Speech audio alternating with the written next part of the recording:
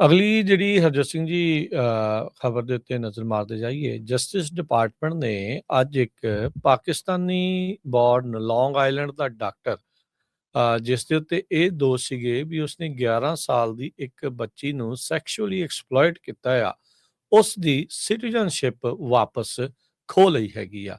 ਉਸ ਦਾ ਡੀਨੈਚੁਰਲਾਈਜੇਸ਼ਨ ਕੇਸ ਇਸ ਦੇ ਉਲਟ ਹਸਨ ਸ਼ੇਰਜਿਲ ਖਾਨ ਦੇ ਉਲਟ ਲਿਆਂਦਾ ਸੀਗਾ।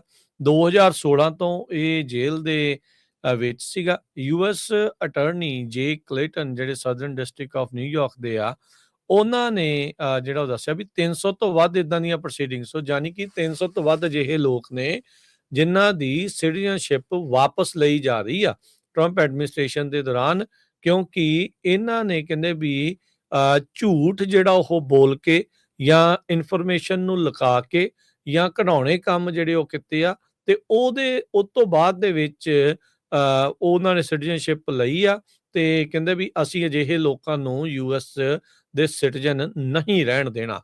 ਨੈਚੁਰਲਾਈਜੇਸ਼ਨ and US citizenship will not protect sexual predators from the consequences of their horrific acts. Assistant attorney general Brett Shumate ਉਹਨਾਂ ਨੇ ਇੱਕ ਜਾਣਕਾਰੀ ਦਿੰਦੇ ਹੋਏ ਜਿਹੜਾ ਉਹ ਦੱਸਿਆ ਹੈਗਾ। ਸੋ ਕਹਿੰਦੇ ਵੀ ਜੇ ਤੁਸੀਂ ਘਿਨਾਉਣੇ ਕੰਮ ਕੀਤੇ ਆ, ਸੈਕਸ਼ੂਅਲ ਪ੍ਰੀਡੇਟਰ ਆ, ਤੇ ਇਹਨਾਂ ਦਾ ਜਿਹੜਾ ਖਾਮਿਆਜ਼ਾ ਤੁਹਾਨੂੰ ਭੁਗਤਣਾ ਪਊਗਾ। ਜਸਟ ਬਿਕੋਜ਼ ਤੁਸੀਂ ਨੈਚੁਰਲਾਈਜ਼ ਹੋ ਚੁੱਕੇ ਆ, ਯੂਐਸ ਸਿਟੀਜ਼ਨ ਬਣ ਚੁੱਕੇ ਆ, ਤੁਸੀਂ ਇਸ ਤੋਂ ਬਚੋਗੇ ਨਹੀਂ, ਤੁਹਾਨੂੰ ਸਜ਼ਾ ਵੀ ਹੋਊਗੀ ਤੇ ਤੁਹਾਡੀ ਸਿਟੀਜ਼ਨਸ਼ਿਪ ਵੀ ਜਿਹੜੀ ਆ ਉਹ ਖੋਈ ਜਿਹੜੀ ਉਹ ਜਾਊਗੀ।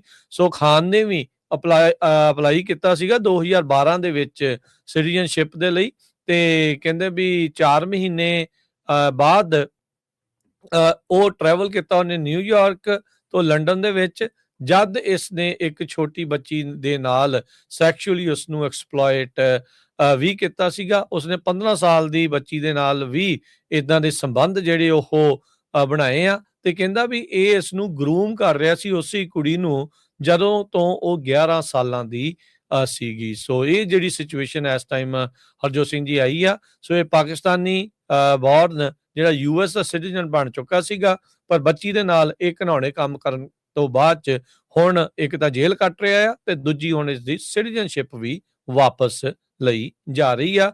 ਤੇ ਇਹਨਾਂ ਦੇ ਦੱਸਣ ਦੇ ਮੁਤਾਬਕ 300 ਤੋਂ ਵੱਧ ਅਜਿਹੇ ਕੇਸ ਇਸ ਟਾਈਮ ਅਮਰੀਕਾ ਦੇ ਵਿੱਚ ਚੱਲ ਰਹੇ ਨੇ, ਜਿਹਦੇ ਨਾਲ ਲੋਕਾਂ ਨੂੰ ਡੀਨੈਚੁਰਲਾਈਜ਼ ਕੀਤਾ ਜਾ ਰਿਹਾ ਹੈ।